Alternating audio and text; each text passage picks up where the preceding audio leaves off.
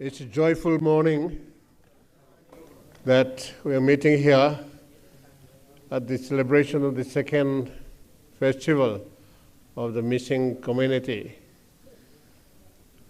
This morning I went to various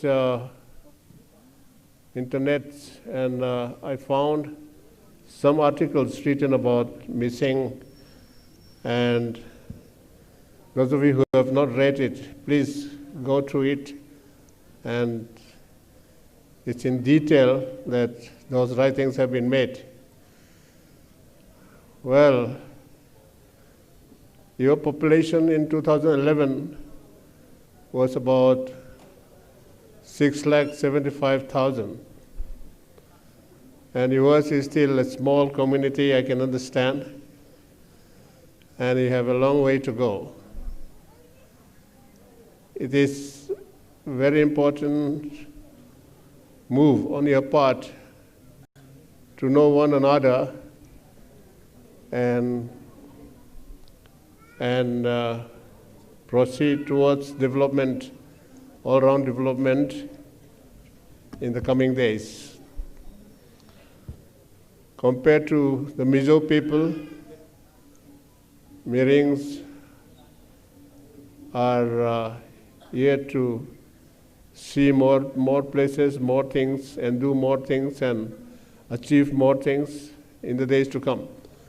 For that, I would recommend that each one of you, wherever you work, should work very hard and be recognized by the country as your fellow tribes in the Northeast have been recognized in most of the places. Even the spelling of your name, missing, M-I-S-I-N-G, this is how it is in the Constitution of India. Of course, it was written like Miri.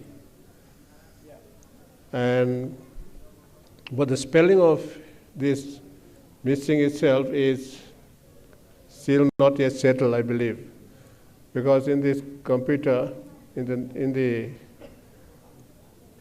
the narration of your tribe, the spelling is H is put there. That's right. M-I-S-H-I-N-G. But you have preferred, I think, a name without H there. So for that also you have to ensure that the spelling of your tribe is the one which you want it to be, like M-S-I-N-G, missing. I was inquiring about the political condition of your people. There also, you're still behind the other tribes in the Northeast. When I saw this narration of your tribe, I have a feeling that, as I have been telling other tribes also, other people in Bangalore and elsewhere also, that you do your duties, your works in such a way that your performance is appreciated by your employers. Bangalore has become a very high standard city in all respects. Unless each and every one of you determined to work hard and be recognized by others, it will be difficult for you to make names. And so you may be in the IT side, you may be in any corporate activities or settlement. You have to compete with your fellow workers there. I have to mention on occasion like this what I had seen earlier in the case of some people who got their promotion in places where they are not really expected to be there. One gentleman I met was a Korean who became vice president of the L&T, Larsen and Turbo. I asked him how could he become the vice president in Bangalore in this company. What was the trick you played? I was pulling his legs. Then he said, I think it was because I work very hard.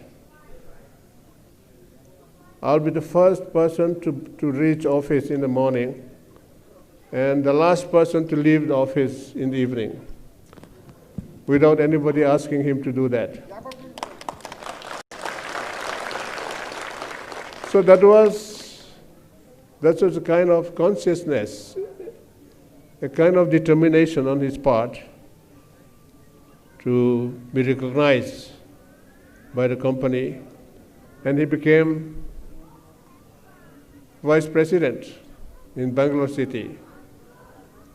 Another one was that I met one engineer, our local Indian engineer, who was working with Chinese in Hawaii company in Bangalore. I asked him, what could be the comparison between one Chinese and Indian engineers? How many Indian engineers will be equal to one Chinese engineer? This engineer whom I was asking told me that, sir, I think one Chinese engineer will be equal to 3 Indian engineers. 3. When I heard this, I got very upset. I said, okay, if this is the case, what to do? All of us have to work very hard and see that 1 Indian is equal to 3 or 4 or 5 Chinese. This kind of encouragement, this kind of attempt on our part, Indians, have to be there always so that our performance, the quality of work that we do will be recognized by the whole world. Of course, it is a fact that our Indian engineers and doctors and other specialists, wherever they are in foreign countries, they do very well. They work very hard. They have become toppers, even in schools and colleges. But when we are at home here in India, we have a tendency to be easygoing, and we don't seem to work very hard. So today, all the Meering boys and girls, this is my appeal to you, to take your community or your tribe very high up in the world, in all fields. There is no shortcut. It's only hard work, hard work, hard work, and sense of responsibility in whatever you do. If you're studying, your job is nothing but study, study, study, so that your parents who are investing on you, who are spending money on you, hoping that one day you'll become some officer or some businessman or somebody who will bring happiness to the family, who will bring all that are required by the family as well as the community. So therefore, my suggestion is work hard. Even as a waiter, you must see that in the restaurant where you work, you are the most likable one, the most loved one, so that your employer will promote you to higher responsibility and you'll get more money, and it goes on like that. I used to say that luck is another name for hard work, or hard work is another name for luck. There is no luck coming or hanging in the trees, which you can just go and pluck and eat.